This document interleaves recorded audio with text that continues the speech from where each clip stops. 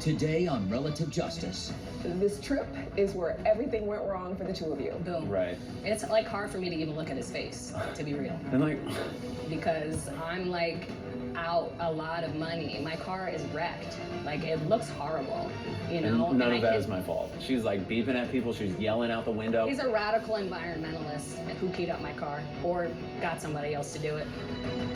Real people, real cases, real families in crisis. Relative Justice with Judge Rhonda Wills starts right now.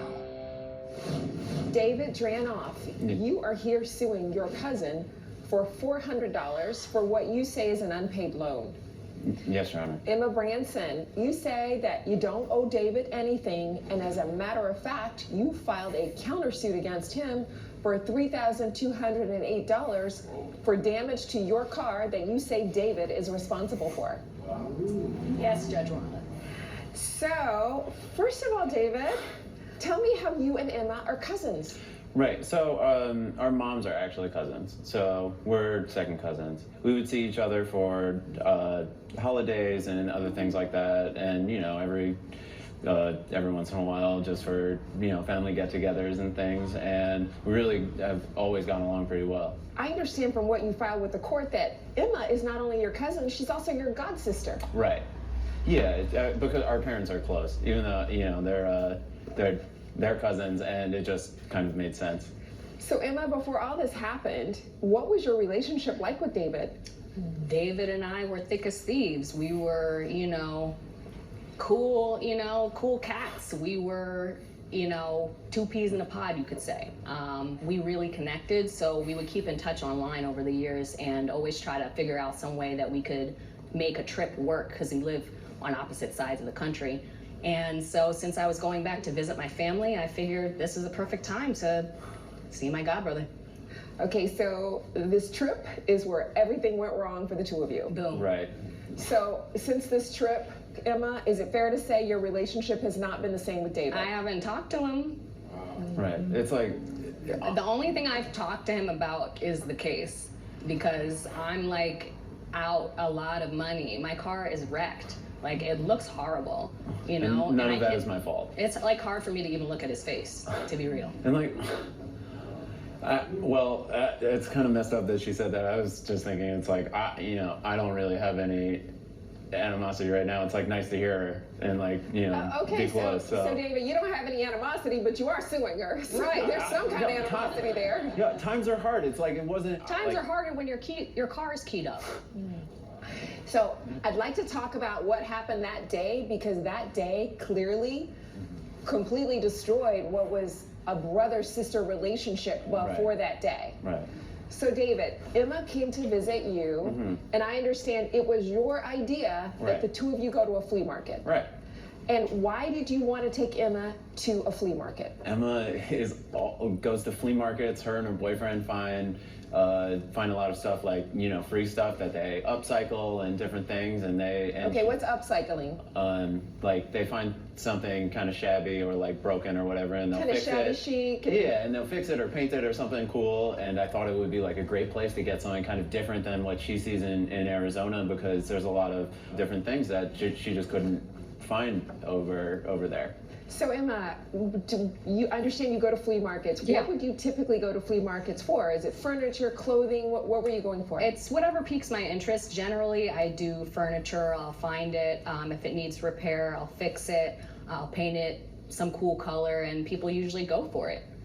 So I see you've submitted some photos to the court. Yep, this is some of my artwork. This is a piece you found at a flea market? Yeah, so the table underneath I found at the flea market, and then that is a sticker actually of something I painted and then printed as a sticker.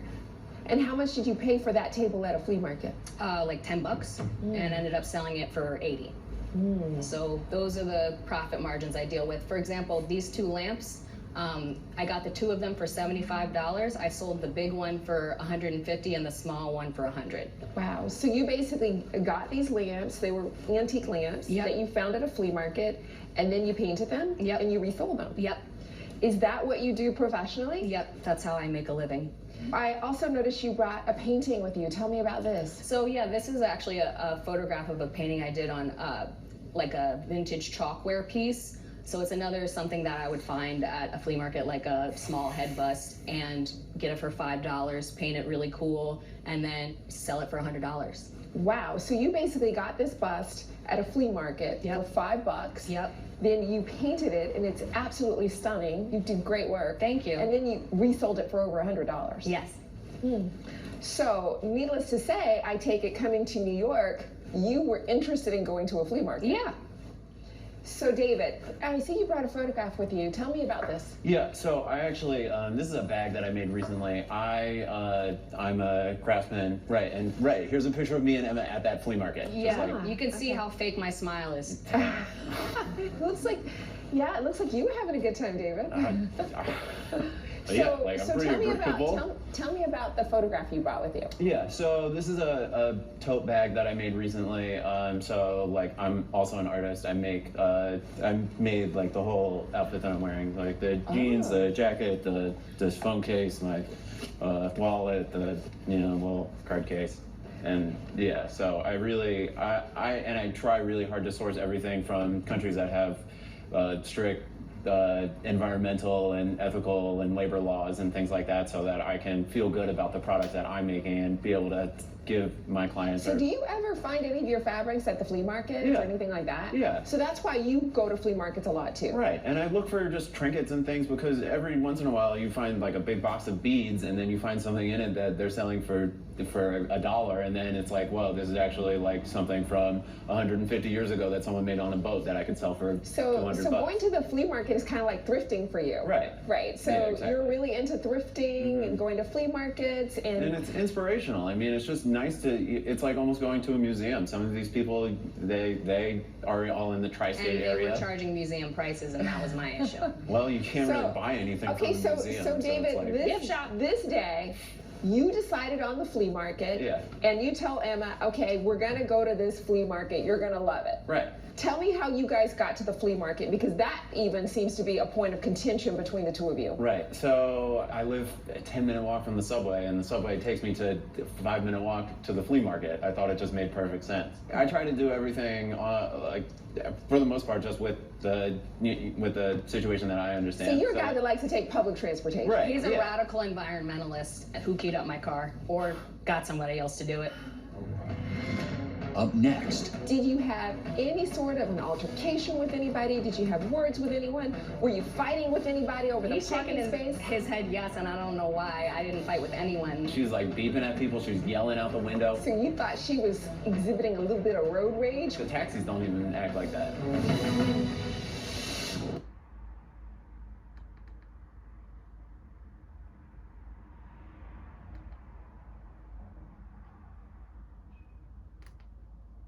You need to call right now. Protect yourself from the unprecedented rise in costs for parts and repairs. Call now to save money with your price lock guarantees.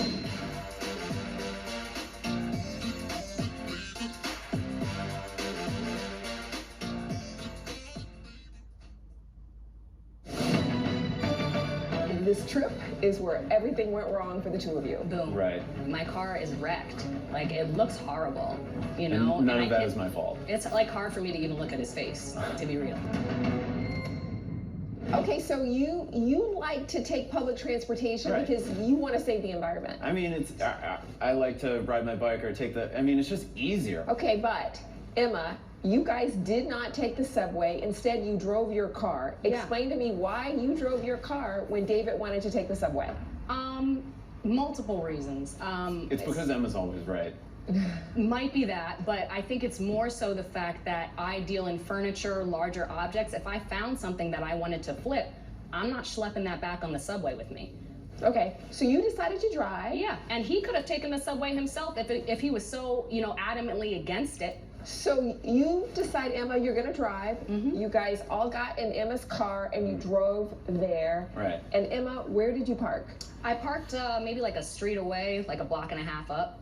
Okay, did you have any sort of an altercation with anybody? Did you have words with anyone? Were you fighting with anybody over the He's shaking parking space? his head yes, and I don't know why. I didn't fight with anyone over a parking space. I might have asked someone, hey, are you finished here? If they had their flashers on, you know, it takes a while to find parking, so it's not like you just find that one space and you pull right into it. You got to do a couple loops around the block. You got to talk to people. Right. So David, what do you think happened? So I mean, we get over the bridge and like maybe she's been like watching too many movies or something, and she's like beeping at people. She's yelling out the window, and people are like crossing the street slowly and stuff. And she's in a bright orange car, and she's like out here making enemies.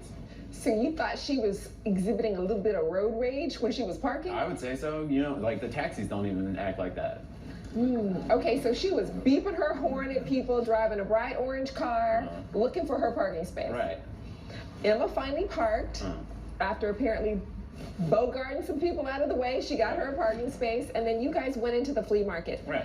So tell me what happened when you guys got into the flea market, because David, that seems to be where you decided you'd had enough of Emma.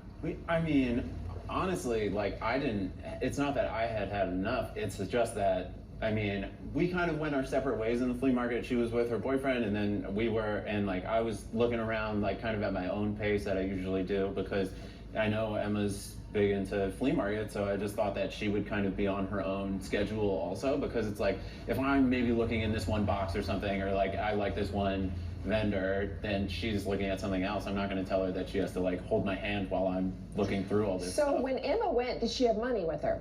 No. Well, I had cards, and I thought I would be able to use a card. Wait a minute, you took credit cards to a flea market? Yes, I mean, people have all these different electronic payment systems. I mean, But when you go to flea markets, don't you typically take cash? I mean, usually people deal in cash at flea markets. yeah. No, I just slipped my mind, I guess, and he said that he was willing to, you know, throw me a couple dollars because he had a bunch of cash on him. Okay, so David, when you gave Emma the $400, what did you tell her, if anything, about paying it back to you, or hey, you can keep this? What did you tell we've her? just known each other for so long. We grew up together. I can't. Why would my brain jump there to like this catastrophe that led up to me being in this courtroom right now? It's like I didn't really. I was like, oh yeah, you know, I have a few bucks. You could take it and like give me the change when you're done. Okay, so Emma, when David gave you the $400, did you think that was a gift, or did you think he's going to want his money back later? I mean, the way I took it was kind of like, you know, you're borrowing this. So you knew when he gave you the $400, Yeah. you were borrowing $400, Yeah. and he was going to want his money back. Right. So did you buy anything at the flea market? No, because everything was super overpriced.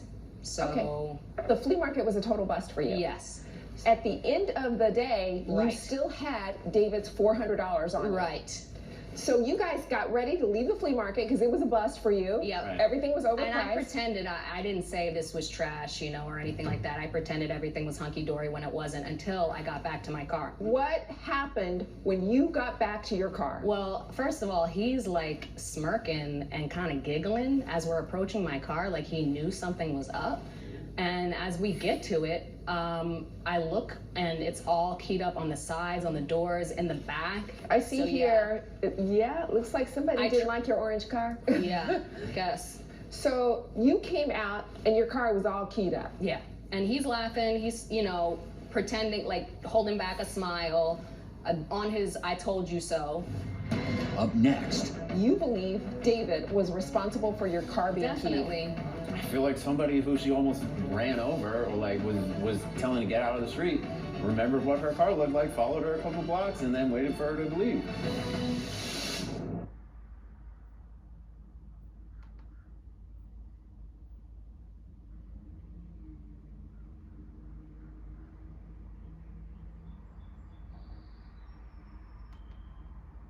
The Flash, tonight at 8 on the CW Philly. What happened when you got back to your car? I look, and it's all keyed up on the sides, on the doors, in the back. And he's laughing, he's, you know, like holding back a smile. David, what did you think happened to Emma's car? I feel like somebody who she almost ran over, or like was telling to get out of the street, remembered what her car looked like, followed her a couple blocks, and then waited for her to leave.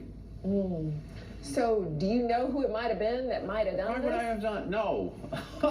So Emma, you filed a countersuit against your cousin. Yep. Saying that you believe David was responsible for your car being keyed. Definitely. Tell me why you believe that. Well, Definitely. yeah, for sure, no question. I mean, the reason I think that is because of the fact that, you know, we showed up and he knows everybody there. He's keying with everybody. It's like there's this kind of feeling that, you know, I'm on the outs, right?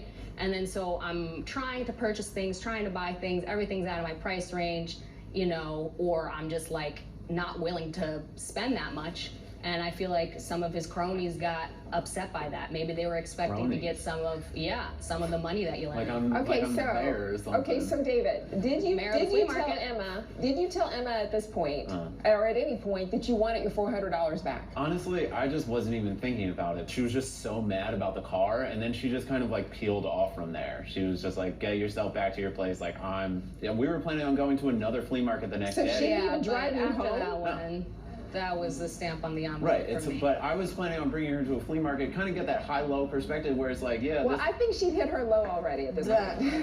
Okay. Okay, so after that, did you ever contact Emma and tell her you wanted the $400 back? yeah. I mean, once I realized, like, once the dust is kind of settled, and I realized that, like, oh, like, I gave her this money, and I need it. It's like it's my I'm out here making custom clothes and leather goods for people. It's you know, it's when the getting's like when somebody orders something, yeah, it's nice, but like otherwise, it's I need to be a little more conservative with my money. Okay, so when you contacted Emma about getting your $400 back, what was her response? She was telling me that I needed to pay her more money. She was keeping the $400, and I would need to pay her more than that so that she could get her car fixed. Okay, so Emma, do you have with you any sort of an estimate on what it's going to cost to fix your car? Yeah. I'd like to see that. Thank you. So based on the estimate that you have submitted to the court, it looks as though it's going to cost $3,208.10 to fix your keyed up car. Yeah. Way more than Does the whole $400. car need to be repainted? Yeah, that's pretty much like how they have to do it. So my cronies at the flea market are the ones who are messing with her car, but like she didn't take that to her buddy at the auto repair place, get him to jack that thing Well, up. okay, so David and Emma, I've heard enough, and I'm ready to rule. Judge Rhonda's verdict is next.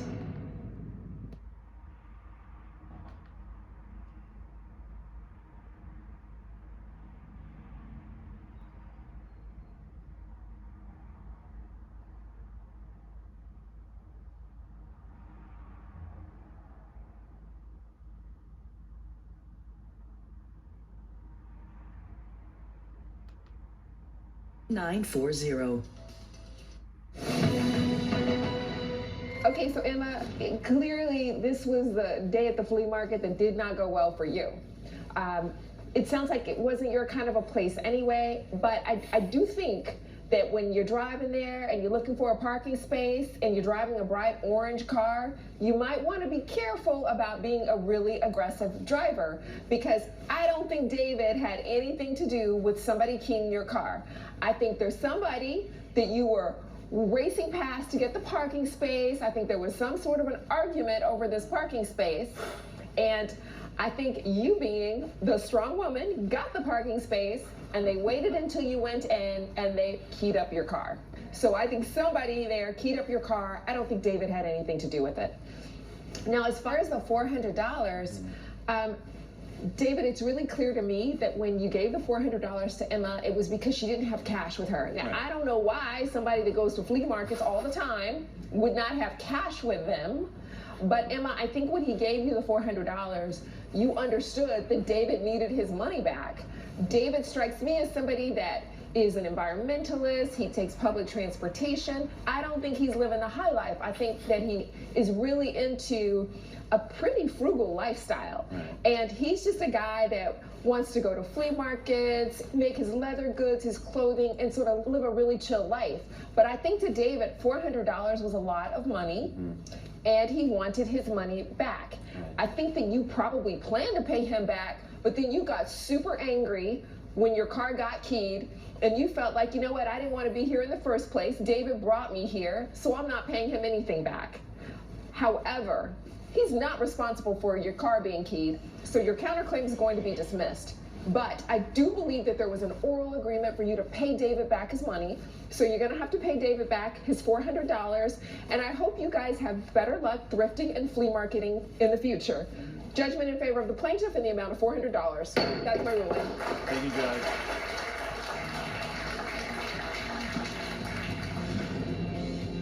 I'm really thankful for the judge's ruling, and I just kind of want to put this whole thing behind me. I was not aggressive driving at all. I mean, if you have to drive in the city, you have to know where you're going and look like you know where you're going. I wasn't aggressive, I was decisive.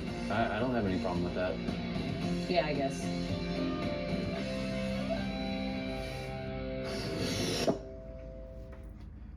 Thank you all. Motorcycle Until the next accident, time. call This 1-800. was a lot of fun. Hopefully our third show will come out sometime soon, and if not, we'll get on something else.